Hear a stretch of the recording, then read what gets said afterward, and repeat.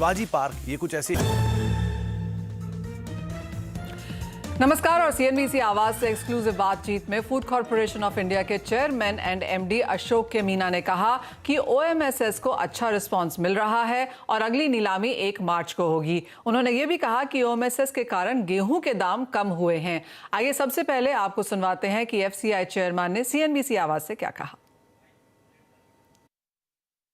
चूँकि हम जो गेहूं बेचते हैं वो होलसेल मार्केट में बेच रहे हैं और होलसेल मार्केट में जो हमारी प्राइजेस आई हैं, आपने देखा होगा तीसरी नीलामी में 2172 रुपये आई है। तो इसका मतलब है कि 2200 रुपये से दाम कम आ गए हैं अब होलसेल मार्केट। बफर स्टॉक को लेकर के कंफर्टेबल हैं आप? बिल्कुल, हम बफर स्टॉक से काफ़ी ज़्यादा मात्रा में स्टॉक एफसीआई के पास रहेगा। ऑलराइट, तो अगली नीलामी 1 मार्च को है। अच्छा खासा गेहूं बाजार में आ चुका है, भाव गिर चुके हैं और सरकार के पास पर्याप्त स्टॉक भी है, ये कह रहे हैं फूड कॉर्पोरेशन ऑफ इंडिया।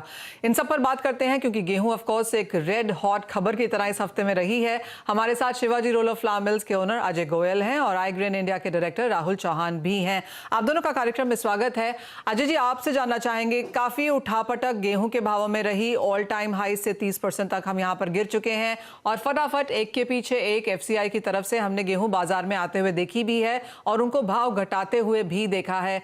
सबसे पहले तो कैसे समराइज करेंगे पिछला 1 महीना?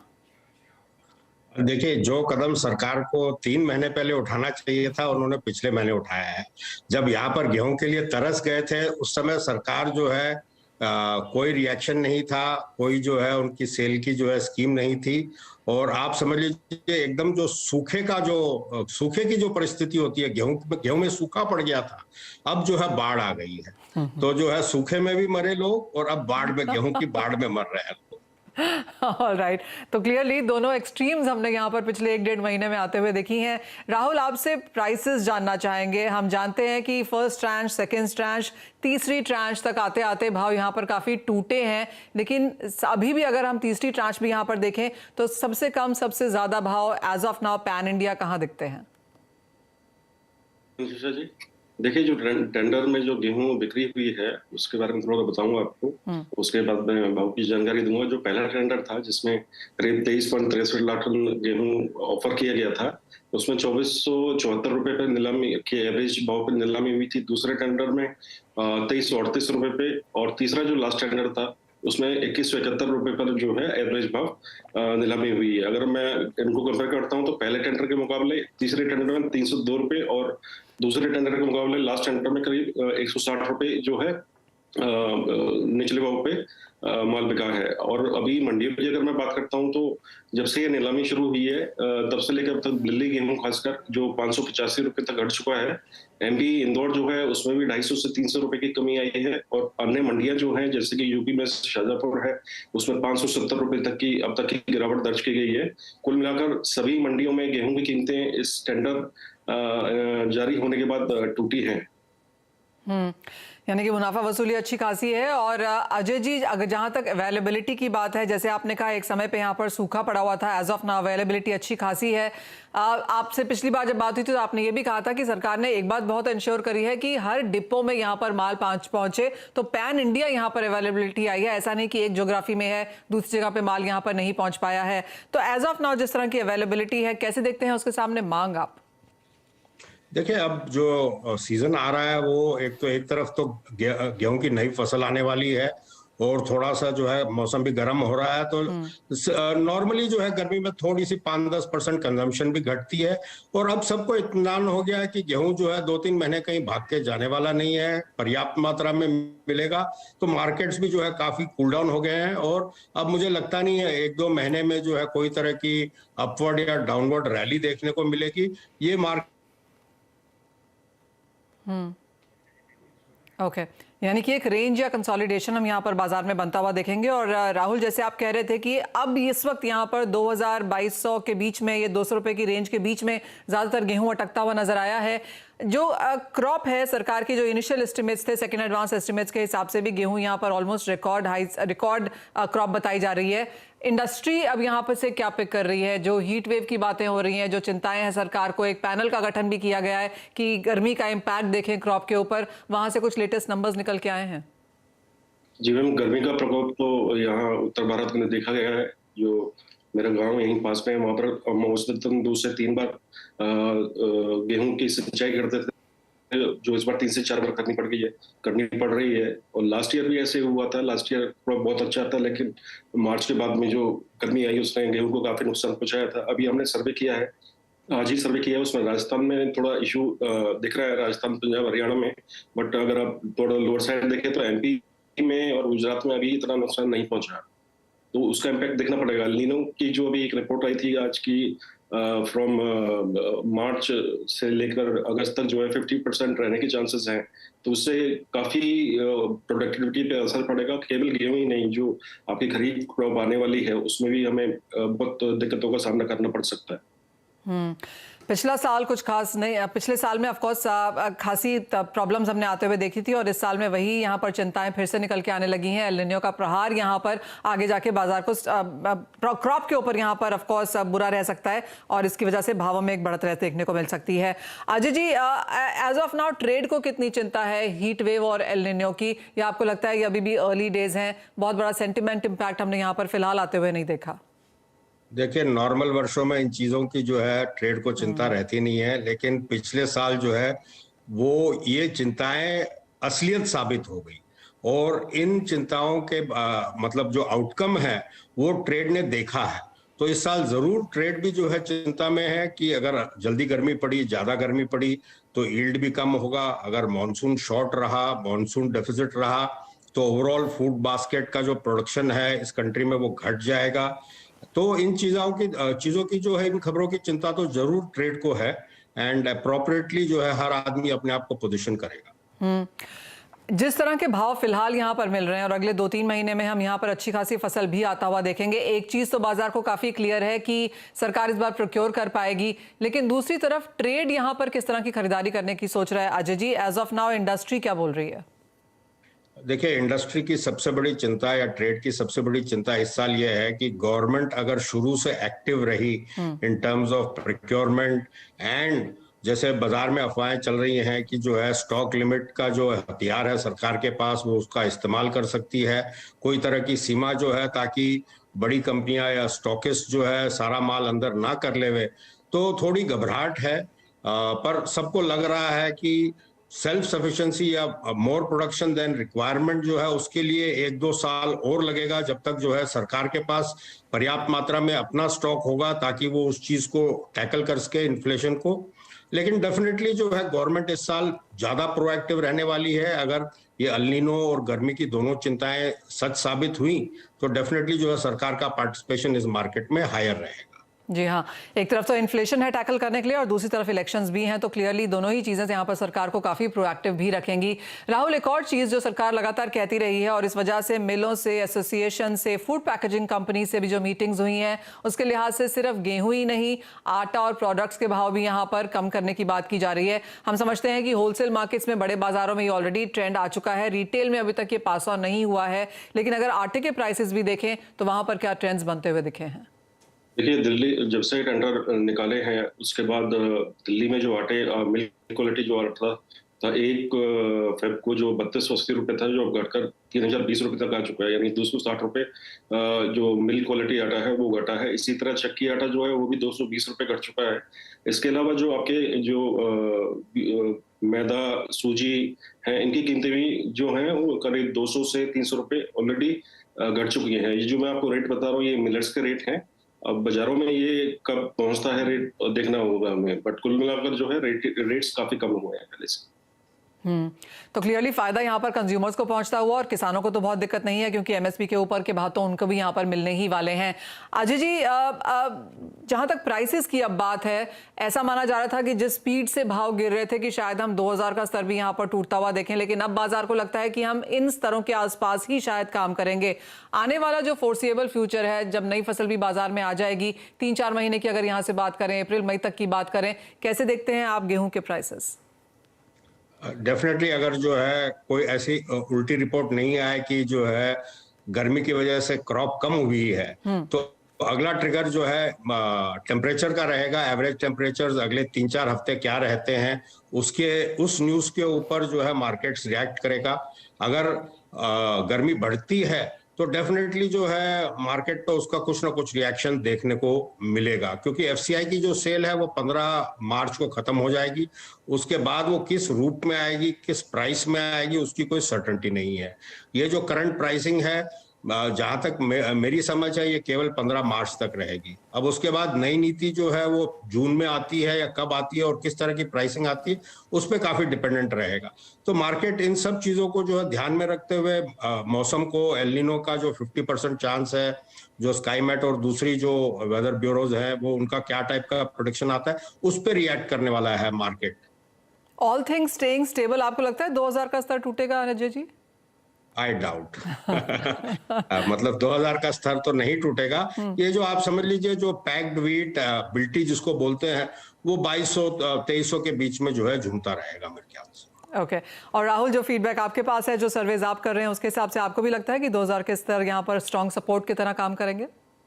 नहीं मैम, बिल्कुल गोयल साहब ने जो कहा एकदम सही कहा। 2000 का स्तर बहुत नीचा है और इस भाव पे गेहूं ट्रेड नहीं हो पाएगा, क्योंकि एमएसपी भी इससे अधिक है। और दूसरा मिलर्स के पास में छोटे छोटे जो मिलर्स हैं कस्बों में है, उनके पास इतना स्टॉक नहीं है। जो भी किसान माल लाएगा वो हाथों हाथ बिकेगा, कोई स्टॉकिंग के लिए बाद में वो यूज होगा। हाथों हाथ अगर माल बिकता है तो कीमतें जो है ऊंची ही रहेंगी।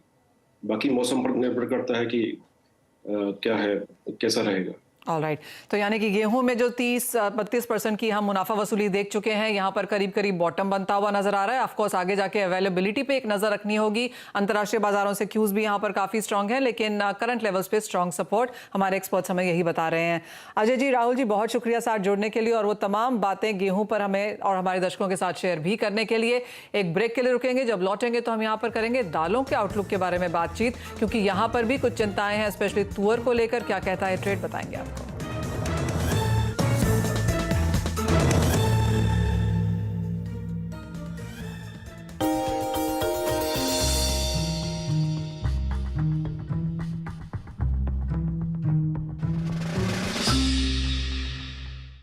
में आज हम बातचीत करने वाले हैं पेंट स्पेस की मेगा कंपनी बर्जर पेंट्स के बारे में। दरअसल बर्जर पेंट्स से जुड़े हुए कई सारे इंटरेस्टिंग फैक्ट हैं, लेकिन सबसे इंटरेस्टिंग फैक्ट पहले तो इस कंपनी के नाम के साथ ही शुरुआत करते हैं, जहां पर इस कंपनी का जो नाम है वो कंपनी के एक्चुअल ओनर लुइस बर्जर के नाम पर रखा गया था।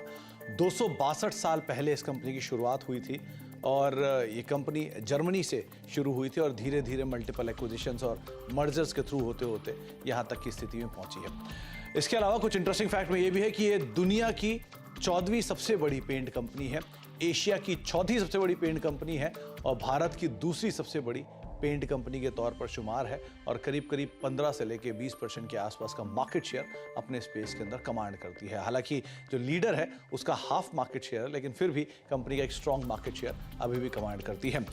बर्जर पेंट्स इंडिया में करीब करीब 99 साल पहले से कामकाज कर रही है और एक इंटरेस्टिंग पार्ट ये भी है कि 99 साल पहले इसका नाम था हैडफील्ड इंडिया, जिसके साथ इसने शुरुआत की थी कोलकाता में और वहां से धीरे धीरे फेरबदल होना शुरू हुआ।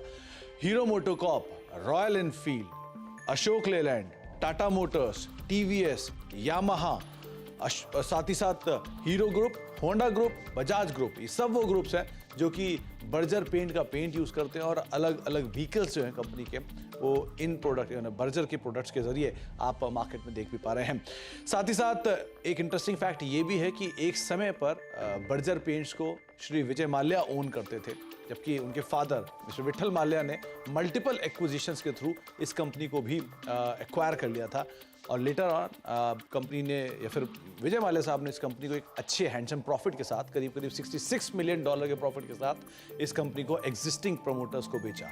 तो ऐसे मल्टीपल एक्विजिशंस एंड टेकओवर्स पिछले 99 साल की हिस्ट्री में बर्जर पेंट्स के अंदर आपने देखे हैं। साथ ही साथ बर्जर पेंट के साथ कुछ और इंटरेस्टिंग तथ्यों में से ये बांग्लादेश की सबसे पुरानी और साथ साथ सबसे बड़ी पेंट कंपनी के तौर पर शुमार है और करीब करीब 50% से ज़्यादा का मार्केट शेयर ये पेंट स्पेस में बांग्लादेश के अंदर कमांड करती है।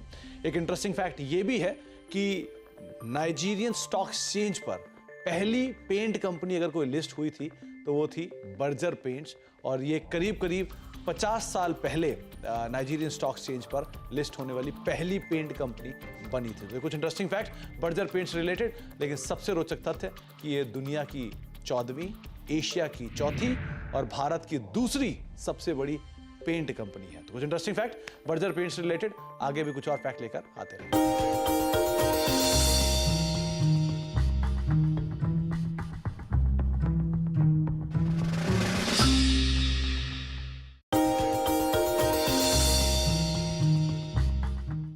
डू यू नो में आज हम बातचीत करने वाले हैं दुनिया की सबसे बड़ी पिज्जा कंपनी के बारे में। दरअसल डोमिनोज आज हमारा टॉपिक है और डोमिनोज के बारे में बहुत सारे इंटरेस्टिंग फैक्ट है। इस कंपनी की शुरुआत 1960 में टॉम और जेम्स मोनेगन के नाम से के जो दो भाई थे उन्होंने इसकी शुरुआत की थी और दरअसल उन्होंने एक रेस्टोरेंट खरीदने के बाद इस कंपनी की शुरुआत की थी। शुरुआत में इस कंपनी का नाम जो था वो डोमिनिक था, लेकिन बाद में एक डिलीवरी पार्टनर के कहने पर उन्होंने इस कंपनी का नाम चेंज कर दिया और डोमिनोज के तौर पे इसका नाम शुमार होता हुआ दिखाई पड़ा। एक और इंटरेस्टिंग फैक्ट ये भी है कि जो दो पार्टनर थे टॉम और जेम्स, उनमें से 8 महीने के बाद ही जेम्स साहब ने अपना एक कारोबार या अपने कारोबार का हिस्सा जो है वो एक ओल्ड या पुरानी फोक्सवैगन बीटल के बदले में टॉम साहब को बेच दिया, क्योंकि वो अपने बाकी कारोबार पे जो कि वो पोस्ट ऑफिस में काम करते थे उसके अंदर फोकस करना चाहते थे। तो उन्होंने कहा कि वो रेस्टोरेंट कारोबार में इंटरेस्टेड नहीं है, इसलिए टॉम साहब को उन्होंने पूरी कंपनी का अपना हिस्सा बेच दिया। और आप उसके बाद देखिए कि टॉम साहब ने किस तरह से इस कारोबार को इतना बड़ा किया है। 30 साल तक डोमिनोज महज दो साइजेस के पिज्जाज को डिलीवर करता था, जिसमें 11 टॉपिंग और उसके अलावा एक soft drink Cola company offer करती रही है। ये 30 साल तक का हिस्सा रहा, लेकिन विद टाइम कंपनी ने एक बड़ा इवोल्यूशन दिया है। इसके अलावा एक और इंटरेस्टिंग चीज ये भी है, कंपनी पहले दिन से ही सिर्फ डिलीवरी के ऊपर फोकस कर रही है, क्योंकि जो कंपनी के शुरुआती रेस्टोरेंट थे वहां पर बैठने की इतनी जगह नहीं होती, तो उन्होंने कहा चलो डिलीवरी से शुरू।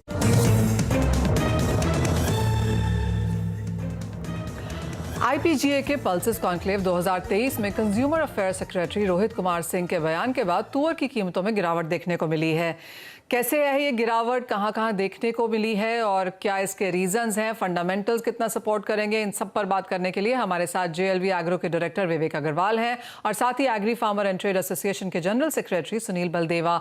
लेकिन सबसे पहले आपको सुनवाते हैं कि कंज्यूमर अफेयर सेक्रेटरी ने क्या कहा। While we facilitate the good ones, we have the tricks and the mechanisms and the legal measures to control the bad ones. I want to tell you here that I have reliable information that a lot of tuor imported from Myanmar is being kept by people. So please do release it in the market. Please don't hold it, and otherwise we'll have to.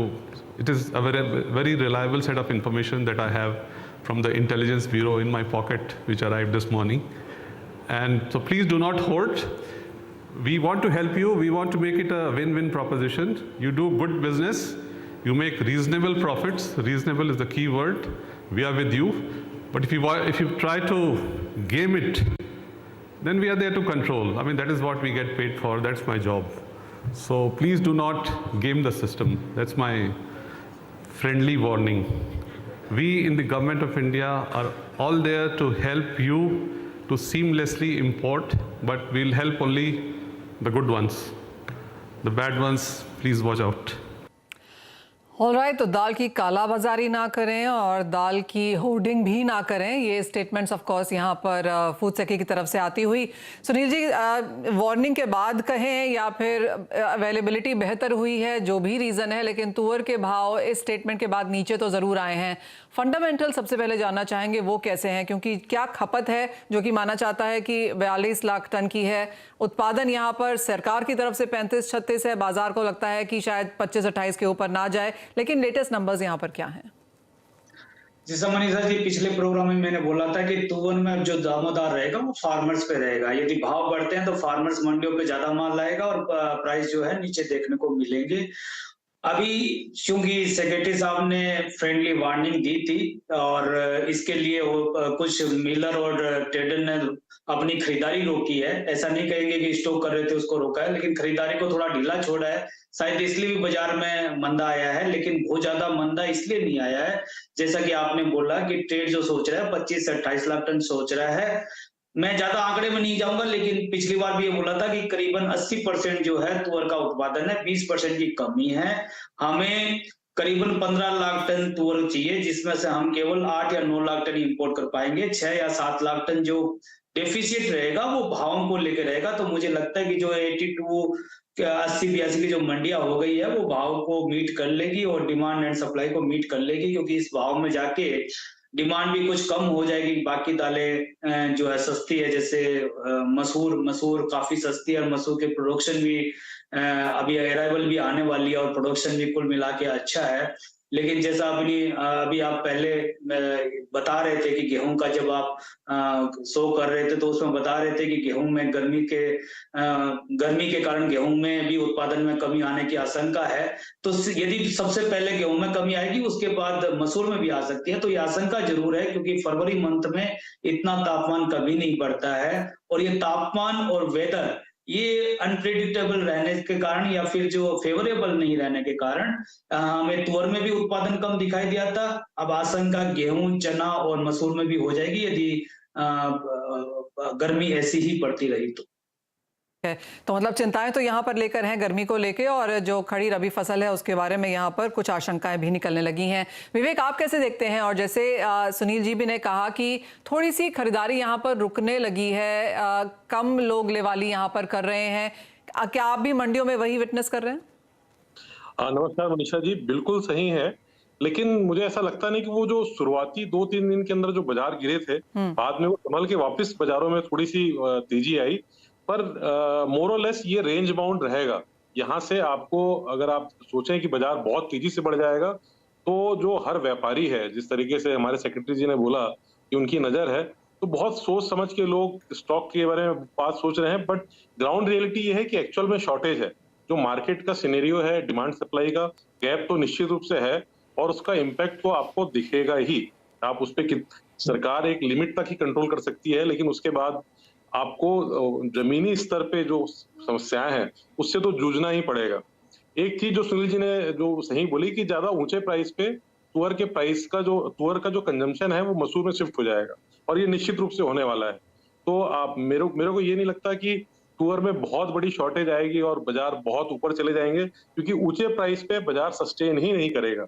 सारे पिछले 2015-16 में भी जब ये तेजी आई थी तो मसूर की खपत बहुत अच्छे से बढ़ गई थी और इस बार तो इंडिया में भी क्रॉप अच्छी है, कनाडा भी अच्छा है और ऑस्ट्रेलिया भी अच्छा है, तो वहां से सप्लाई साइड अपने को बनी रहेगी और ये तुअर यहाँ से बहुत ज्यादा तो नहीं बढ़ेगा, लेकिन थोड़ा निश्चित रूप से बढ़ सकता है, जो कि जमीन चाहिए। आप दोनों को थोड़े से डिफिकल्ट स्पॉट में यहाँ पर डालने की कोशिश करती हूँ। अगर आप अगले 2-3 महीने पकड़ के चलें तो आपको क्या लगता है? बाकी दालों की बात भी करेंगे, लेकिन एक बार तुअर पर ये चर्चा खत्म कर दें तो विवेक जी, क्या लगता है तुअर की क्या रेंज बन सकती है? ऊपर में, नीचे में, अगले 2-3 महीने कैसे देखेंगे आप?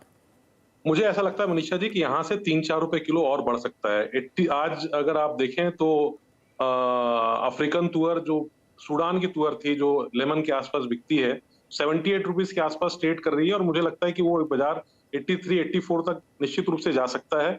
उतनी जगह है और उससे ज्यादा की जगह मुझे नहीं दिखती। उसके बाद या तो कंज्यूमर शिफ्ट करेगा या फिर सरकार कोई ना कोई कड़ी कार्रवाई करेगी और उससे इम्पैक्ट जरूर आएगा।